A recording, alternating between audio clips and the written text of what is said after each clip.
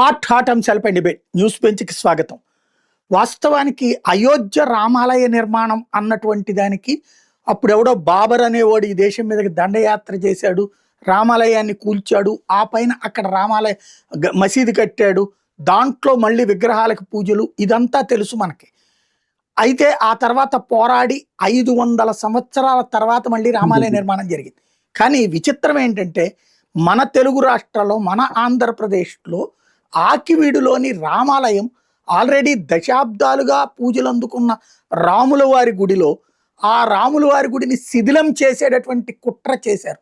ఆ కుట్రని ఛేదిస్తూ స్థానిక ఎమ్మెల్యే అయినటువంటి డిప్యూటీ స్పీకర్గా ఉన్నటువంటి రఘురామకృష్ణరాజు గారు దాన్ని సవరించే ప్రయత్నం చేస్తే, పునర్నిర్మించే ప్రయత్నం చేస్తుంటే న్యాయస్థానాల ద్వారా అడ్డుపడుతున్నారు, దాడులు చేస్తున్నారు.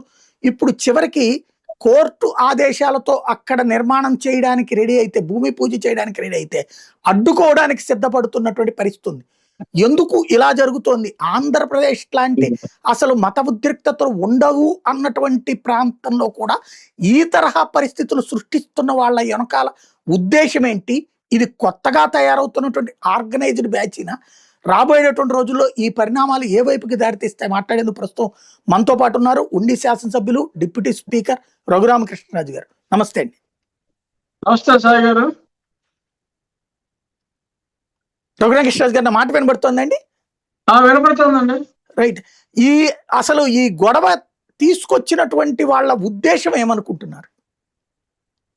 అంటే ఒరిజినల్ గా పేపర్ లో వేసినప్పుడు సరే మనం ఏమి చేయలేము అనే ఉద్దేశంలో ఒక క్రిటిసిజం గానే అది స్టార్ట్ అయిందని అనుకుంటున్నా, సాక్ష్య పత్రికలో వచ్చిన. బట్ ఆ తర్వాత జరిగిన సంఘటనలు కొంచెం చాలా ఇబ్బందికరమైన ఇష్యూస్ గా మారినాయండి. ఎందుకంటే ఒక ప్రజాప్రతినిధిని అక్కడికి వెళ్తే అంత దారుణంగా అటాక్ మోడ్ లో రావటం అనేది చాలా ఊహించని పరిణామం. ఆ తర్వాత ఈ వెర్రిని అరికట్టాలి, లేదంటే ఇది మరింత విపరీతమైన పరిస్థితులకి దారి తీస్తుందేమో అన్న అనుమానంతో దానికి శాశ్వత పరిష్కారం చూడాలి అనే ఉద్దేశం మీదే వెళ్ళటం జరిగింది. అసలు రియల్ పిక్చర్ ఏంటండి? ఇప్పుడు పబ్లిక్ కి తెలియాల్సింది ఏంటంటే, ఒక వర్గమేమో గొంతేనమ్మ టెంపుల్, ఇప్పుడు మొన్న కోర్టులో పిటిషన్ వేసిన దాంట్లో గొంతేనమ్మ టెంపుల్ అని ఒకటి, రెండవదేమో రచ్చబండ అని ఇంకోటి, మూడోదేమో అదే ధర్మసత్రం అని ఒకటి, తర్వాత నాలుగవది ఆ పక్కన క్రైస్తవులు, ఎస్సీలు మాత్రమే ఉంటారు కాబట్టి అక్కడ కట్టడానికి వీల్లేదు, ఉద్రిక్తతలు వస్తాయి అన్నటువంటి ఇన్ని పాయింట్లతో ఒకే పిటిషన్ లో వచ్చింది. అసలు రియల్ పిక్చర్ ఏంటి అక్కడ? అసలు రియల్ పిక్చర్ అంటే డాక్యుమెంట్ ప్రకారం 1932లో ఉన్న ఆర్ఎస్ఆర్ సర్వే డాక్యుమెంట్ ప్రకారం గుడి అని ఉందండి. గుడి అంటే ఫలానా రాముడి గుడ, ఇంకొక గుడ అని కాకుండా గుడి అని ఉన్నది. అక్కడ సత్రము అని కానీ లేదు రచ్చబండ అని కానీ ఏమి లేదు, చాలా స్పష్టంగా గుడి అని ఉంది. జనరల్ గా ఈ రామాలయాలు వీటినే గుడి అంటారు, కానీ ఆ రోజుల్లో గొంతేనమ్మ అనే ఒక దేవతకి అక్కడ గుడి ఉంది. ఎందుకంటే నేను తెలుసుకున్న దాని ప్రకారం గొంతేనమ్మ అని పిలువబడే ఒక దేవతకు దేవాలయం అనేది ఎక్కడా లేదు. ఓన్లీ అట్ల తద్ది రోజు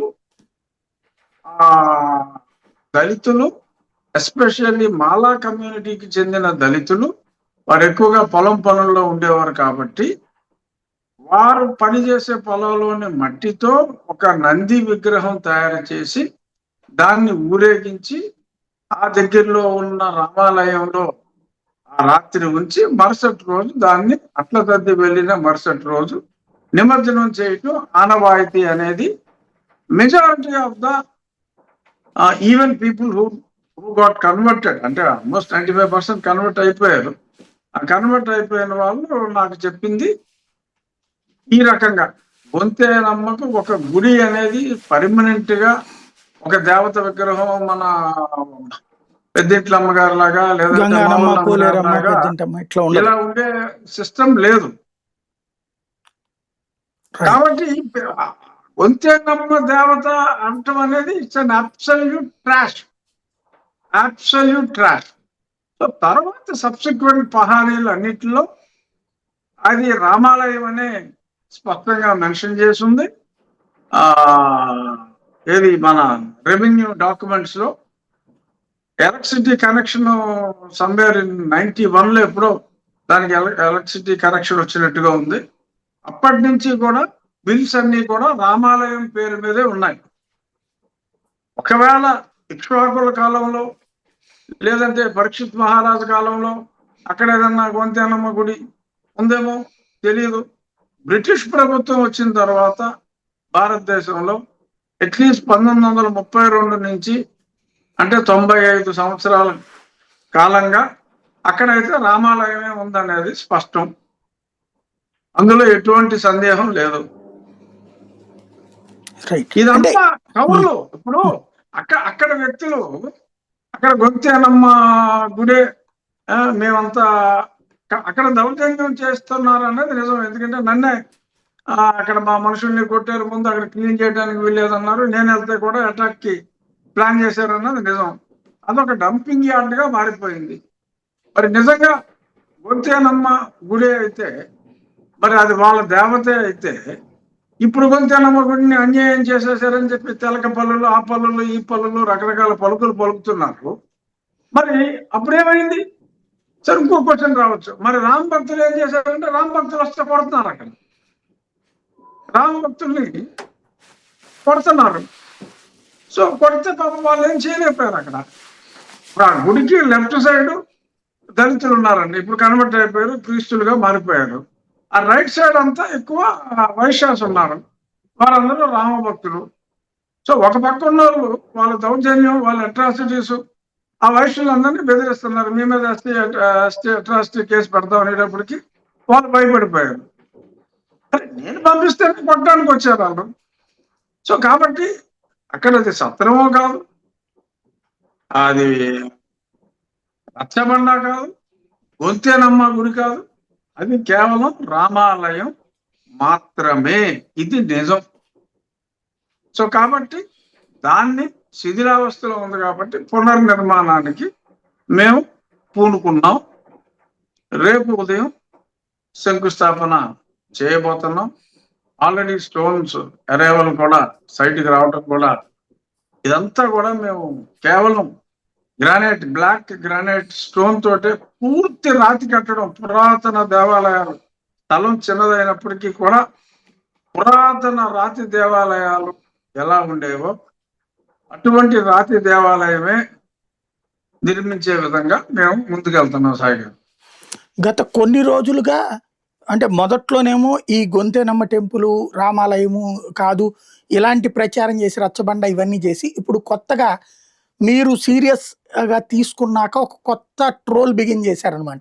ఆ గుడికి డబ్బు ఆస్తి ఉంది, ల్యాండ్ ఉంది, కోట్ల రూపాయలు విలువైంది, అది నొక్కేయడానికి అంటూ మీ మీద ట్రోల్ ప్రారంభించారు. వాళ్ళకేమని చెప్తారు? వాళ్ళు పిచ్చి ప్రలాపన అండి. యాక్చువల్ గా అది ఎవడో విజయ్ కుమార్ అని చెప్పి ఒక అతను మొదలెట్టాడు.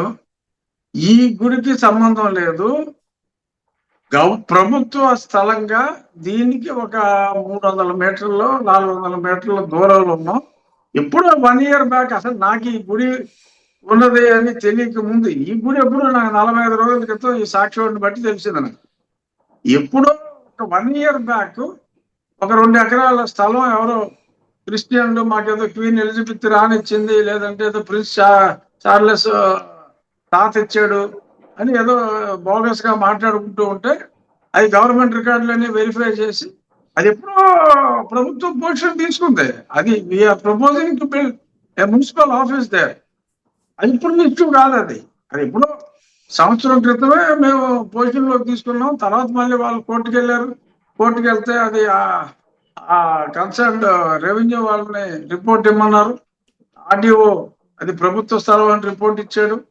సో తర్వాత మళ్ళీ వాళ్ళు only with in the revenue joint కలెక్టర్కి అప్లై చేస్తారు. జాయింట్ కలెక్టర్ కూడా అది రెవెన్యూ ల్యాండ్ ప్రభుత్వ భూమి అని కన్ఫర్మ్ చేశారు. అది అసలు ఈ గుడికి దానికి సంబంధమే లేదు. ఈ గుడికి ఉన్నది ఆ 4 సెంట్ల భూమే. ఎక్కడో సెపరేట్ గా ఏదో ప్రభుత్వ భూమి ఉంది. ఎలాగైతే అది మాకు క్వీన్ ఎలిజబెత్ ఇచ్చిందని చెప్పి ఎవరో నోటుకొచ్చినట్టు వాగుతున్నారో, వాళ్ళే బహుశా ఈ 4 సెంట్లు కూడా తీసుకుని ఇక్కడ ఇంకో చర్చ్ కట్టుకుందాం అని అనుకున్నారేమో నాకు తెలీదు. అదొక సెపరేట్ ఇష్యూ. అది ఎప్పుడో సంవత్సరం క్రితమే ప్రభుత్వం హ్యాండ్ ఓవర్ చేసుకుంది నేను ఎమ్మెల్యే అయిన తర్వాత. అది ప్రభుత్వం స్థలం. ఇది రామాలయ స్థలం. ఇది కూడా ప్రభుత్వ రికార్డు ప్రకారం సంవత్సరం తర్వాత తెలిసింది. ఇప్పుడు గుడి కడతాం మొదలెట్టాము. దానికి దీనికి అసలు ఏమాత్రం సంబంధం లేదు. ఎవరో తలకు మాసినోడు ఒక మాజీ ఎక్కడో ఏదో వాగాడని చెప్పి ఇంకేదో ఊర్లో ఎవడో అన్నమయ్య జిల్లాలో ఏదో ఏదో సమాజ పార్టీ వాళ్ళు ఏదో మాట్లాడతారు, ఇంకో జిల్లాలో ఏదో మాట్లాడతారు. ఆడవాడు ముస్లిం వెధవల్లో కనపడుతూ ఉంటారు కొంతమంది, ఏదో ప్రొఫెసర్లు అంటూ తిరుగుతూ ఉంటారు, నోటు వచ్చినట్టు మాట్లాడుతున్నారు. అసలు ఎవడు ఏం మాట్లాడుతున్నాడు, ఎవడు ఎందుకు మాట్లాడుతున్నాడు, అసలు ఎక్కడెక్కడో ఊర్లో మాట్లాడుతున్నారు. ఈ ఊర్లో ఉన్నోడు, ఈ ఆఖరిలో ఉన్నోడు ఎవడో మాట్లాడుతున్నా. ఎందుకంటే వాళ్ళకి నిజం తెలుసు కనుక. ఎక్కడో బయట వాళ్ళు రకరకాల వాళ్ళు మాజీ ఐఏఎస్ అంటాడు, ఇంకోడు మాజీ మేజిస్ట్రేట్, నేను ఏదో మాజీ జడ్జి అంటాడు, ఇంకో మాజీ ఏమో చేసింది చిన్న ఉద్యోగాలైనా నేను ఆ పెద్ద పోస్ట్ లో ఉన్నప్పుడు ఆ రోజుల్లో నేను అలా చేశానని ఇంకోటి అంటాడు. ఇదంతా వీధి నాటకాల్లాగా అయిపోయింది సాయి గారు. Sorry to say this, but I have to say this because since you had question me as a responsible person I have to answer. Because ఎందుకంటే మీ వీడియో చాలా మంది చూస్తారు కాబట్టి, చాలా మందికి నిజాలు తెలియాలి కాబట్టి నేను ఈ సమాధానం స్పష్టంగా చెప్తున్నా. ఆ 2 ఎకరాల భూమి ఎప్పుడో ప్రభుత్వం వెనక్కి తీసేసుకుంది. అది ప్రభుత్వ భూమి. ఈ దేవాలయానికి దానికి ఎటువంటి సంబంధం లేదు. అక్కడ ఒక చక్కటి మున్సిపల్ ఆఫీస్ కట్టుకోబోతున్నారు మున్సిపల్ అధికారులు. ఒకటి అర్థం కాని విషయం ఏంటంటే, ఒక గుడికి సంబంధించిన దాంట్లో ఇంత పోరాటం. మామూలుగా అయితే గనక గుడి కట్టుకోవడం అనేది ఒక భూమి కట్టుకోవడం, ఆల్రెడీ పాడైతే శిథిలం చేస్తుందని మళ్ళీ కట్టుకోవాలన్నది హిందువులు అనుకోవడానికి కూడా చాలా తిప్పలు పడాలి. అట్లాంటిది మీరు ఇక్కడ తిప్పలు పడుతున్నది కోర్టుల చుట్టూ తిరగాల్సి వస్తుంది, ఈవెన్ మేకులతో దాడుల్ని ఎదుర్కోవాల్సి వస్తుంది. ఇది ఆర్గనైజ్డ్ గా చేస్తున్నారా, లేకపోతే గనక వ్యక్తులుగా చేసిన తప్పుల్ని వేరే వాళ్ళు వెనకేసుకొస్తున్నారా? ఖచ్చితంగా ఇది ఆర్గనైజ్డ్ గానే చేస్తున్నారు అనేది నా భావన. ఎందుకంటే దీనికి బయట వాళ్ళ మద్దతు ఉంది, బయట క్రిస్టియన్ సంఘాల మద్దతు ఉంది. సమ్ ఫైనాన్సింగ్ స్కీమ్ ఇక్కడ జరుగుతుంది. ఈ గొడవలకి బయట నుంచి ఫైనాన్షియల్ స్కీమ్ జరుగుతుంది. కానీ ఎప్పుడైతే ఎప్పుడు మామూలుగా ఏంటంటే వాళ్ళు వచ్చి కొట్టేయటం, వెళ్ళిపోయి ముందే కేసులు పెట్టేయటం సాగారు. తన్నినోడే తన్నించుకున్నానని చెప్పి కేసులు పెట్టేయటం, ఆ కేసు బుక్ చేయను, దొంగ కేసు అంటే పోలీసుల మీద ఎస్సీ అట్రాసిటీ కేసు పెడతానని బెదిరించడం, దొంగ రిపోర్ట్ ఇవ్వకపోతే డాక్టర్ మీద కేసు పెడతానని బెదిరించడం, ఇది ఇలా జరిగిపోతుంది ఎప్పటి నుంచో. ఏమో వాళ్ళకేదో పెద్ద అట్రాసిటీ కేసు పెడితే మళ్ళీ ఎందుకురా బాబు లేనిపోని తలకైనా పెందుకని చెప్పి వీళ్ళందరూ కూడా చేతగానే దద్దమ్మల్లాగా ఊరుకోవటం. దానికి వన్స్ ఫర్ ఆల్ చరమగీతం పాడటానికి నేను యాక్చువల్గా 1 సంవత్సరం క్రితమే జోసెఫ్ అనే ఒక వ్యక్తి ఇలాగ హ్యాబిచ్యువేటెడ్ కంప్లైనెంట్ గా ఉంటే, నేను ఆ జోసెఫ్ అనేవాడి తల్లిదండ్రులు ఇద్దరికే ఒక 65-70 ఏళ్ళు ఉన్నట్టున్నా, ఇంకా అమ్మ నాన్న బతకుండా పోవచ్చు, శ్మశానంలో క్రిస్టియన్ శ్మశానంలోనే పాతిపెట్టి ఉంటాడు, ఎతకండ్రా అంటే అద్భుతమైన ఆ సమాధులు దొరికినాయి. దానిపైన వాళ్ళ పేరులతో పిలిచారని ఏదో బ్రహ్మాండంగా రాసుకున్నారు. సో అవన్నీ కూడా ఫోటోలు తీసి తర్వాత అతను చర్చ్ రికార్డ్ తీసి, మరి ముందు చిన్నప్పుడు జాగ్రత్తగా లేడు, అతను స్కూల్లో కూడా అది ఆంధ్ర క్రిస్టియన్ అనే రాసుకున్నాడు. బట్ ఎంఆర్ఓని మేనేజ్ చేసి ఏదో దొంగ సర్టిఫికేట్ ఎస్సీ అని తీసుకున్నాడు, కేసులు పెట్టి డబ్బులు కొట్టుకున్నాడు. ఇవన్నీ కూడా నేను మా జిల్లా కలెక్టర్ గారికి కంప్లైంట్ రూపంలో నేనే as deputy speaker and MLA of Undi constituency I had given the detailed report. వాళ్ళు ఒక 2 నెలల పాటు మొత్తం అన్ని వెరిఫై చేసి, అతను కూడా మీటింగ్లకు పిలిచి, అతని ఇల్లు చూసి, అతని చర్చ్ రికార్డులు అన్ని కూడా వెరిఫై చేసి అతని సర్టిఫికేట్ రద్దు చేయడం జరిగింది. నిన్న జలాస్ రావాలంటాడు, ఎవడు చెప్పాడు ఏంటి సర్టిఫికేట్ రద్దు చేయడం అంత ఈజీయా? ఏమనుకుంటున్నావు రఘురామకృష్ణరాజు? ఒక్కడి సర్టిఫికేట్ రద్దయినా నేను అసలు టీవీలో కనపడతాం మానేస్తానంటాడు. ఎవరికి వస్తున్నా టీవీలో కనపడతాం మానేస్తాను, నాకు అర్థం కల. ఎనీహో అందుకనే నేను ఇవాళ ఎప్పుడో సంవత్సరం 2 మాసాల క్రితం అతను రద్దయిన సర్టిఫికెట్ పెట్టి ఇప్పుడు దాకా ఏం చేసావు నువ్వు అని ప్రశ్నించి ప్రజలు తప్పుదోవ పట్టించొద్దు. ఎవరైనా సరే ఎస్సీ కంప్లైంట్లు పెడితే మీరు చూసుకొని నీ తల్లిదండ్రులు శ్మశానంలో ఉంటే, ఏది క్రీస్తు శ్మశాన వాటికలో నిద్రిస్తూ ఉంటే, శాశ్వత నిద్ర పోతూ ఉంటే, నువ్వు చర్చికి రెగ్యులర్ గా ఎప్పుడో 1-2 సార్లు కాదు, రెగ్యులర్ గా ప్రతి ఆదివారం నువ్వు చర్చి సమాహారంలో నువ్వు ఉంటే ఖచ్చితంగా యువర్ ప్రొఫెసింగ్ క్రిస్టియానిటీ, నీకు ఎస్సీ రిజర్వేషన్లు ఉండవు. ఎవడో చెప్తాడు ఏదో అంబేద్కర్ లాగా డ్రెస్ వేసుకుని అంబేద్కర్ గారి లాగా బాప్టిజం సర్టిఫికెట్ ఉంటేనే పెచ్చోళ్ళు ఏంటారు బాప్టిజం సర్టిఫికెట్ తీసుకుంటానికి. ఎస్సీ సర్టిఫికెట్ తీసుకోవాలి అన్న దొంగ తెలివితేటలు ఉన్నాడు. బాప్టిజం సర్టిఫికెట్ తీసుకుంటాడా సాయి గారు? ఎందుకు తీసుకుంటారు? అందుకే సుప్రీంకోర్టు తీర్పులో స్పష్టంగా చెప్పింది, ఒక సర్టిఫికెట్ లేకపోయినా ఇంకో సర్టిఫికెట్ ఉన్నా, if somebody is professing Christianity, he is ineligible to have an SC certificate. Any SC, అక్కడ ఉన్నాయి కులాలు, ఒక్కో రాష్ట్రంలో ఒక్కో రకం కులాల లిస్టులన్నీ ఇచ్చారు. ఈ కులంలో ఉన్న వాళ్ళు if they are professing Christianity, అరే నువ్వు పలానా మతంలోకి వెళ్ళి ఆ మతంలోకి వెళ్ళానని చెప్పుకోవడానికి ధైర్యం లేనోడు నీకు ఎందుకలే ఆ మతం అనేది నా ప్రశ్న. అసలు దళితుడు క్రిస్టియానిటీ తీసుకుంటే కులం ఎక్కడికి పోతుందని అంటారు ఈ మేధావులు, కుహనా మేధావులు. జ్ఞానం లేదా? రాజ్యాంగం చదువుకుంటూ రాదా? అంబేద్కర్ గారిని ఆలోచిస్తారు. మరి అంబేద్కర్ గారు రాసిన రాజ్యాంగాన్ని గౌరవించరా? అసలు అందాక ఎందుకండి? అసలు ఎవరైతే ఈ మతాన్ని మన దేశంలోకి తీసుకొచ్చాడో ఆ బ్రిటిష్ వాడే 1936లో Indian Act 1935, which has come in 1936. అందులోనే చాలా స్పష్టంగా for Indian Christians these reservations are not eligible. రిజర్వేషన్లు ఇచ్చింది అంబేద్కర్ గారు కాదు, రిజర్వేషన్లు ఇచ్చింది బ్రిటిష్ వాడు. 1936లోనే ఇచ్చాడు రిజర్వేషన్లు. అప్పుడే చెప్పాడు ఇండియన్ క్రిస్టియన్స్ కి ఈ రిజర్వేషన్ల ఫలాలు అందుకునే అర్హత లేదు, ఎందుకంటే క్రిస్టియానిటీలో కులం అన్నదే లేదు. కులం అన్నదే లేని మతంలోకి మీరు వచ్చినప్పుడు ఇంకా మీకు కులాల రిజర్వేషన్ ఉండదు. హిందూ మతంలోనే ఆ జాడ్యం ఉంది. సో కాబట్టి మీరు ఇంకా హిందూ మతంలోనే ఉంటే ఓకే, మీకు ఆ రిజర్వేషన్ చెల్లుతాయి, ఎందుకంటే మీరు కొంత వివక్షకు గురయ్యారు కాబట్టి.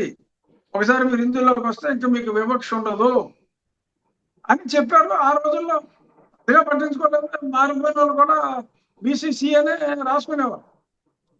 తర్వాత మరి ప్రమోషన్లో అన్నింటిలోనూ ఈ అడ్వాంటేజ్ ఉన్నప్పుడు వాళ్ళు నాలుగు కలుసుకుని ఇప్పుడు అన్ని ముందు నుంచే చిన్నప్పటి నుంచే చర్చికి వెళ్ళినప్పటికీ కూడా స్కూల్ సర్టిఫికెట్లో ఎస్సీలని సర్టిఫికెట్లు పెట్టుకుని ఎంఆర్ఓలు మేనేజ్ చేసి దొంగ సర్టిఫికెట్లు తెచ్చుకుని మేనేజ్ చేసుకుంటున్నారు. ఇది నేను ఓపెన్ గా మాట్లాడా. ఇన్నాళ్ళు ఏ రాజకీయ నాయకుడు ఓపెన్ గా మాట్లాడే ధైర్యం చేయలే, ఎందుకంటే ఓట్లు పోతాయని. అక్కర్లేదు నాకు. ఎస్, ఎవరో మాట్లాడారు ఇందాక, నేను నిన్న చెప్పా, ఏదో 1 కోటి మంది ఒకటైపోతారు, ఒకటైతే మీకు ఓట్లు అక్కర్లేదు అన్నారు. కోటి అయితే చిటికినేలయ్యా, ఇంకా 4 ఏళ్ళు ఉన్నాయి, అంటే ఇంకో 4 కోట్లు ఉన్నాయి ఓటర్లు. మీరు ఇలాగ చిటికినేలు చూపెట్టి చంపేస్తా ఓట్లేమో మీ అంతు చూస్తా అని బెదిరిస్తే ఈ 4 ఒకటైతే చాలు. 5 కలిసి ఉంటే మంచిదే. లేదు నేను పోతాను నువ్వు అంటే పో. ఈ 4 కలిసి ఉన్నా సరే ఆ పిడికిలకి బలం చాలు. నగ్గాలి అంటే 50 కోట్లు చాలు 100కి. నాకేమీ 100కి 100 ఓట్లు అక్కర్లా. బట్ నేను ఇక్కడ రాజకీయం మాట్లాడదలుచుకోవాలా. బెదిరిస్తే మా దళితులు అంటే మా క్రైస్తవుల ఓట్లు అక్కర్లేదా మీ సంగతి చూస్తా ఉంటే చూసుకుందాం అన్నా, ఏముంది అందులో. బట్ నేను రాజకీయాల గురించి మాట్లాడాలా? అరే నా దారిని నేను ఏదో ఎప్పటి నుంచో గుడి బాబు, గుడి కట్టుకుంటానంటే ఎంత ఇన్ని దారుణాలు చేయటం అవసరమా? కేసు మీద కేసు ముందేమో పర్మిషన్ లేకుండా కట్టుకూడదు అన్నాడు జడ. ఆ తర్వాత పర్మిషన్లు తెచ్చుకుంటా ఉంటే అసలు పర్మిషన్లు ఇవ్వకూడదు అన్నాడు. సరే పర్మిషన్లు ఇచ్చాడు. పర్మిషన్లు ఇచ్చిన తర్వాత పర్మిషన్లు ఇచ్చిన దాని మీద నేను మళ్ళీ కోర్టుకు వెళ్తానని చెప్పి రేపో మాపో వెళ్తాడు. వెళ్దామండి, అంతా ట్రాన్స్పరెంట్ గా జరిగింది. మళ్ళీ పైగా ఏదో బెదిరింపులు, నన్నేమో ఏదో జైల్లో పెట్టిస్తాడంటే నా మీద ఏదో 5 కేసులు ఉన్నాయి. పీక్కోరా ఏ కేసులు ఉంటాయి, నువ్వేం చేసింది అటు బాగుంది, అన్యాయంగా కేసులు పెట్టారు, ఓకే, ఐ ఫేస్ ఇట్. నువ్వెవరు చెప్పడానికి? కలెక్టర్ గారిని, ఆర్డీఓని, మున్సిపల్ కమిషనర్ని ఐ విల్ సి అని ఏలెత్తి మరి బెదిరిస్తున్నాడు. ఏంటాడు బెదిరించేది? ఆడమ్మో అధికారి క్లియరెన్స్ ఇస్తే బెదిరిస్తాడా? పిచ్చి వేదాల్లాగా వాగడం. పాపం అమాయకుల్ని రేపొద్దున సర్టిఫికెట్లు ఈడు కాదు కదా, ఈడు బాబు కూడా కాపాడలేడు. ఎవరైనా విడదీగితే ఇప్పుడు ట్రెండ్ ఎలా ఉందో తెలుసా సాయి గారు? గతంలో కూడా దొంగ ఎస్సీ అట్రాసిటీ కేసులు పెట్టిన వాళ్ళు నిన్న ఒక ఊర్లో వాండ్రం అనే విలేజ్ లో, నా కాన్స్టిట్యున్సీలోనే, అది కోర్టులో సబ్సిక్వెంట్ చార్జ్ షీట్ విచారణ జరుగుతూ ఉంటే తప్పు అయిపోయిందంటే మేము రాంగ్ కేసు పెట్టాం, ఈ కేసు విత్డ్రా చేసుకుంటున్నాం. ఎందుకో తెలుసా? వాళ్ళ సమాధుల రికార్డులు తీసాం. ఆ కేసు పెట్టిన వాళ్ళ తల్లిదండ్రుల సమాధులు అక్కడ నిక్షిప్తమై ఉన్నాయి, శిలాక్షరాల పైన రాసుకుని. ఈ తొట్ట కదిలిందంటే మొత్తం లేచిపోతారు. సుప్రీంకోర్టు తీర్పుని తప్పడతాడు ఆడెవడో ప్రొఫెసర్ రమేష్ అంట. సుప్రీంకోర్టు ఏదో చెత్త తీర్పు ఇచ్చిందని మాట్లాడుతున్నాడు, బుద్ధి బుర్ర లేనోడు. అరే మన దేశంలో that is the ultimate order. ఒకసారి సుప్రీంకోర్టు చెప్పిన తర్వాత ఇంకా కలెక్టర్ ఎవడండి విచారించడానికి అని అన్నా నేను. కలెక్టర్ని ప్రశ్నిస్తున్నాడు రఘురామకృష్ణరాజు అంటాడు ఆడెవడో ప్రొఫెసర్ గారు. అరే సుప్రీంకోర్టుని ప్రశ్నించకూడదా? కలెక్టర్ని నువ్వు ప్రశ్నించొద్దు. ఇది సుప్రీంకోర్టు తీర్పు ఇచ్చిన తర్వాత కూడా నువ్వు చూసే ప్రయత్నం చేస్తే కలెక్టర్ని ప్రశ్నించవచ్చు, ఉత్తి పుణ్యానికి కాదు నేను ప్రశ్నించింది. ఇలాగా ప్రజల్ని పాపం ఇంకా వీళ్ళు ఎంకరేజ్ చేస్తూ, మతం మీరు మారండి, మిమ్మల్ని ఎవరు ఏం చేయలేరు, నువ్వు బాప్టిజం సర్టిఫికేట్ తీసుకోకంతే, మేమున్నా నేను కాపాడుకుంటాను అంటే, మేము సర్టిఫికేట్ తీసుకుంటే వస్తే ఇలా వాళ్ళ దగ్గర డబ్బులు తీసుకుని కేసులు కనుక్కుంటూ ఉంటాడా? అతని వ్యాపారం కోసం అతను ఇలాగా ఈ రాంగ్ ఫీడ్బ్యాక్ ని చేసుకుంటున్నాడు. మాట్లాడితే ఇది నేను చెయ్యలేకపోతే నేను టీవీలో కనపడను. ఆ ఏహా టీవీ అని అందులో ఈ మధ్యన సాక్షి టీవీలో అదే పనిగా వేస్తాడు. ఎందుకు అంటే మరి బహుశా సాక్షి కూడా మరి ఆ క్రైస్తవుల ఓట్ల కోసమే ప్రోకలాడి మరి అతను కలిపి నెక్స్ట్ ఎలక్షన్ లో మరొక కలిసి పోటీ చేసుకుంటారేమో, మరి ఆ 20% క్రైస్తవుల ఓట్లతోనే మరి వాళ్ళు రాజకీయం చేయాలనుకుంటున్నారేమో. అసలు ఈ పనికి మాలినోడికి ఆ పనికి మాలిన ఛానల్ ఎందుకు సపోర్ట్ చేస్తున్నాడో తెలియదు. Sakshi wants only 20% votes, okay, he can sail with him. అతను మాట్లాడిందని వేసుకో. అంతేగాని ఈ రకంగా ప్రజాస్వామ్య వ్యవస్థలో ఉన్నప్పుడు మరి మరి గతంలో ముఖ్యమంత్రిగా పనిచేసిన ఛానల్ కూడా మరి ఈ రకంగా ఒక హిందూ ధర్మం మీద దాడి చేస్తూ, కేసుల మీద కేసులు వేస్తూ, నోటుకొచ్చినట్టు వాగేవాడి మాటల్ని వాళ్ళు ప్రసారం చేస్తున్నారు అదే పనిగా అంటే, okay, perhaps they are also sailing on the same boat. నన్ను ప్రశ్నించాడు కదా ఎవడో, నీకు క్రైస్తవుల ఓట్లు అక్కర్లేదా అని. అయితే మిగిలిన 80% మంది ప్రజల ఓట్లు అక్కర్లేదా అని సాక్షి అనుకుంటున్నాడేమో నాకు తెలియదు. బట్ 20 పోతే 80కి నష్టం లేదు, 80 పోతే 20 అవుట్. సరే, ఇది రాజకీయం, ఇప్పుడు మనకి ఇది అనవసరం అనుకోండి సాయి గారు. నాకు ఎవరికి అవసరం లేదు, అదే పనిగా నీకు అవసరం లేదా అంటా ఉంటే చెప్తున్నా, it's out of track in a way. But coming back to the temple, ఒక దేవాలయం మాట్లాడితే అనుమతులు తీసుకున్న తర్వాత కూడా నీకు అనుమతి ఇవ్వడానికి వీల్లేదు, ఎలా కడతావు అని మాట్లాడుతున్నారంటే ఇక్కడ ఒక విషయం చెప్పాలి సాయి గారు. ఎందుకంటే మనకే ఉన్న దేవాలయాలు కంట్రోల్ అంతా ఎండోమెంట్స్ డిపార్ట్మెంట్ అండి. అంటే 5 లక్షల ఆదాయం సంవత్సరానికి ఎవరైనా దేవాలయం మీరు నేను కలిపి కట్టుకున్నా కూడా ఒక దేవాలయం ఆదాయం 5 లక్షలు దాటింది అని చెప్పి తెలిస్తే అది ప్రభుత్వం టేక్ ఓవర్ చేసేస్తుంది ఆ దేవాలయాన్ని. అనగా అది ప్రభుత్వ ప్రాపర్టీ. సో ఒకసారి ప్రభుత్వ ప్రాపర్టీ అయిన తర్వాత అనుమతులు అనేది ప్రభుత్వం తీసుకుందా లేదా అనేది అది ప్రభుత్వ ప్రాపర్టీ కాబట్టి వాళ్ళ అనుమతులు ఇచ్చుకుంటారు. ఎందుకంటే అనుమతి ఇవ్వాల్సింది ప్రభుత్వమే కాబట్టి, ప్రాపర్టీ ప్రభుత్వం కాబట్టి. మరి మనకు ఒక లెక్క ప్రకారం 30,000 చర్చిలు ఉన్నాయి. నాకు తెలిసి అనుమతి ఉన్న చర్చిలు 1,000 కన్నా లేవు. ఎందుకంటే లెక్కల ప్రకారం అంటే అఫీషియల్ లెక్కల ప్రకారం అసలు క్రైస్తవుల జనాభాయే 1.8%.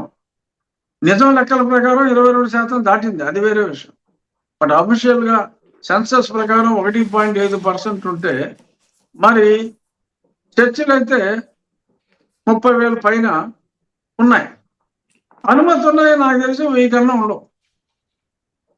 అనుమతి లేని గుళ్ళు 1000 ఉండొచ్చు, అనుమతి ఉన్న చర్చిలు 1000 ఉండొచ్చు. సో ఇప్పుడు ఇలాంటి ఈ కుమారులు మాటల ప్రకారం వారెంత సీరియస్ గా ఎక్కడో అన్నమయ్య నుంచి ఎవడో వచ్చేస్తాడంట, ఎక్కడో ఆచరణ నుంచి ఎవడో వస్తాడంట, ఎక్కడో రాజమండ్రి నుంచి ఎవడో వస్తాడంట. రండి. అంటే ఈ అక్రమ చర్చల గురించి మేము కోర్టులకు వెళ్ళామా? నీ బతుకు నువ్వు ఏదో పూజించుకో, ఏదో చేసుకో. ఒక సిస్టమేటిక్ గా అన్ని అనుమతులు తీసుకొని ఎన్నో దశాబ్దాలుగా రామాలయంగా ఉన్నదాన్ని నిర్మించుకుంటాము అని అంటే, దాన్ని ఇంత రచ్చ చేసి అసలు ఏ చర్చికి కూడా అనుమతులు లేకుండా నా నియోజకవర్గంలో ఉన్న సుమారు 500 చర్చిల్లో పట్టుమని 10 చర్చిలకు మించి అనుమతి లేదు సాయి గారు. 500 చర్చిల్లో 10కే అనుమతులు ఉన్నాయి. దేవాలయాలు అయితే కనీసం 90% అనుమతులు ఉన్నాయి. ఆ 10% దేవాలయాలు అనుమతులు లేని తీసేస్తారు. ఈ 99% చర్చలు తీసేద్దామా? ఇవన్నీ కూడా అడగాలి. ఇవన్నీ కూడా అడగాల్సిన పరిస్థితి వస్తుంది. వాళ్ళే క్రియేట్ చేసుకుంటున్నారు కుహనా మేధావులు. రేపు ఈ ఆకివీడికి ఏదో చెలో ఆకివీడ్ అని పిలిపించి వస్తామంటున్నోళ్ళు క్రైస్తవ సంఘాల బిఎస్పీనా ఏం చేయబోతున్నారు? వాళ్ళకి బిఎస్పీలోని క్రైస్తవ సంఘాలు వాళ్ళు ఎందుకట? వాళ్ళకి ఏంటంటే ప్రాబ్లం? సాయి గారు, మన ఆంధ్రదేశంలో ఉన్న ఈ దళితులలో 95% కన్వర్ట్ అయిపోయారు. మీరు ఇప్పుడు చోకాళ్ళు మేధావులు రేపు పివి సునీల్ కుమార్, మందకృష్ణ మాదిక్ గారు, ఇంకెవరో కొంతమంది మేధావులు అందరూ కూర్చుని మాట్లాడుకుంటారట. సో దళితులు ఎవరైతే కూర్చుంటున్నారో వాళ్ళందరూ ఆల్రెడీ క్రైస్తవులుగా మారిపోయారు. గంగ చంద్రముఖిగా మారిపోయినట్టు దళితులు క్రైస్తవులుగా మారిపోయారు. వాళ్ళే ఈ గుడికి అంటి ఒక గుడిని వ్యతిరేకిస్తున్నారు అంటే వారు దళితులు కాదు. దళితులు అంటే హిందువులు. ఒక హిందూ దేవాలయాన్ని వ్యతిరేకిస్తున్నారంటే వారు హిందూ దళితులు కాదు, వారు క్రైస్తవులుగా మారిన దళిత క్రైస్తవులని ఒక సొంత టైటిల్ పెట్టుకున్న వాళ్ళు. సో వారికి ఏంటి, రాజ్యాధికారం కోసం ఇంకేదో కొన్ని కళలో ఓ కాపు నూరా, ఇంకెవరో ఒకటి అలా యాదవులు మొన్న 4,000 2,000 ఓట్లు వచ్చిన ఇంకా వేరే వాళ్ళని ఎవరెవరినో కలుపుకుని 71 ఓట్లు వచ్చినట్టు ఇలాంటి వాళ్ళందరూ కలిసి రేపు మీటింగ్ పెట్టుకుని బెదిరిస్తారట. ఏదో దళిత ఐక్యత. ఓకే, ఇప్పుడు దళిత ఐక్యత, they are all our Hindus, మేమంతా కూడా మద్దతు ఇస్తాం. కానీ కాదు అది సమాజ ఐక్యత. ఓకే, అది దాన్ని కూడా మేము గౌరవిస్తాం. దానివల్ల మాకు నష్టమేమీ లేదు. కానీ నేను చెప్పేది ఏంటంటే, మీ రాజకీయం పక్కన పెట్టండి, మీ ఎలక్షన్ ఎజెండా పక్కన పెట్టండి, కానీ దేవాలయాల్లోకి రాజకీయాలు ఎలక్షన్లో తీసుకురాకండి అని నేను చెప్తున్నా. నేను మాట్లాడింది నా గుడి నేను కట్టుకుంటాను రా బాబు అంటే, దానికి అదేదో చలో అని పిలిపించేసి ఇదే తారీఖు 3వ తారీఖే పెట్టుకోవాలండి ఆ మీటింగ్. నేనేదో ముహూర్తం పెట్టుకున్నాం, పండితులు దేవాలయ నిర్మాణానికి వీటికి ప్రసక్తమైన ముహూర్తం ఇదే రోజు, మళ్ళీ అది పెట్టి దీని గురించి చర్చించి మేధావులందరూ, క్రైస్తవ మేధావులందరూ, అంటే క్రైస్తవులుగా మారిన దళిత మేధావులందరూ అదే రోజు అదే 3వ తారీఖు పెట్టుకుని. బట్ నాకు అసలు I welcome these kind of steps. ఎందుకంటే వాళ్ళు తీసుకునే ఈ చర్యల వలన ఈ రోజు కాకపోయినా సరే ఒక నెలకో 2 నెలలకో ఎవరైతే ఏదో మాయలో పడి ఎవరి మాయలో పడి ఓకే మతం మార్చుకున్నారో, దీని వలన వీళ్ళు మాట్లాడే మాటల వలన, వీళ్ళు చెప్పిన దొంగ మాటల వలన మనం ఎంత నష్టపోయాం అనేది త్వరలో ఖచ్చితంగా వారికి తెలుస్తుందండి. నేను యాక్చువల్‌గా ఎవరు మతం మారే స్వేచ్ఛ రాజ్యాంగం ఇచ్చింది సాయి గారు. మారొచ్చు మతం తప్పులేదు. కానీ మారానని చెప్పుకో. అంతేగాని ఎవడ్రా నేను మతం మారానని చెప్పేది? మారితే మారానని చెప్పడానికి నువ్వెవడివి? అరే! నువ్వు మారితే మారానని నేను చెప్పకూడదా? ఈ రకంగా మాట్లాడుతున్నారు సాయి గారు. అది కరెక్ట్ కాదంటాను. మారావు క్రైస్తవం మంచి మతం. ఎవడు చెప్పాడు క్రైస్తవం మంచి మతం కాదని? ఎవడో చెప్పలా. Yes, it's excellent religion. There is nothing wrong in it. Hindu ధర్మంలో చాలా మంది మాట్లాడారు. ఈ కుల వివక్ష లేని వ్యవస్థ క్రైస్తవం. అక్కడికెళ్ళి మళ్ళీ ఈ జాడ్యాన్ని నువ్వు అక్కడికి తీసుకెళ్ళి మళ్ళీ నాకు ఇవ్వకపోతే కుదరదని అంటావు ఎందుకు?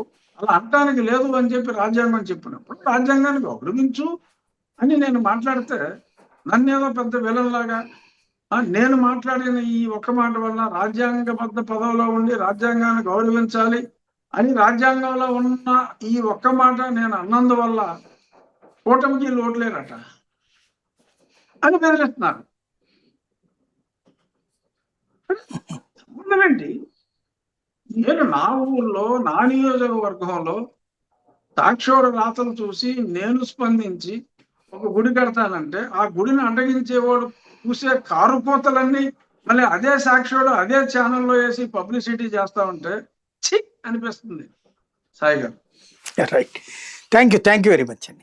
ఇది పరిస్థితి. ఆకివీడులో రామాలయ నిర్మాణం రోజున కావాలని ఉద్రిక్తతలు సృష్టించే ప్రయత్నమే హిందూ సమాజం చూస్తోంది. గుడిని గుడిగా కట్టుకోవడానికి కూడా ఇంత గందరగోళం సృష్టించే శక్తుల వెనకాల ఉన్న ఉద్దేశం ప్రపంచానికి అర్థమవుతుంది. దీన్ని ఎప్పటికైనా ఆపుతారా లేక ఇలాగే కొనసాగించి హిందూ చైతన్యం మరింతగా తీసుకొస్తారా చూద్దాం.